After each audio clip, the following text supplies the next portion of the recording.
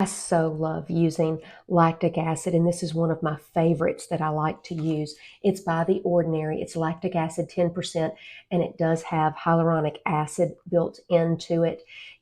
Lactic acid is a great product to actually help with your moisturization. I know it gets confusing because it says it's an acid, which it is. However, it really does help with your moisturizing and to keep your skin barrier in function really well. I truly do love this ordinary version, this version by The Ordinary. It says apply once a day, ideally in the PM. I would suggest using this product maybe twice a week, something like that.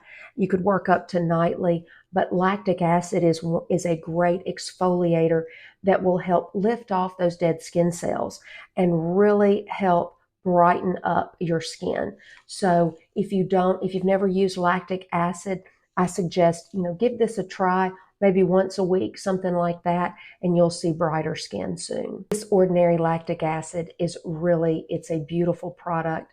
I love it. I do absolutely love AHAs and BHAs. Put it in your cart today.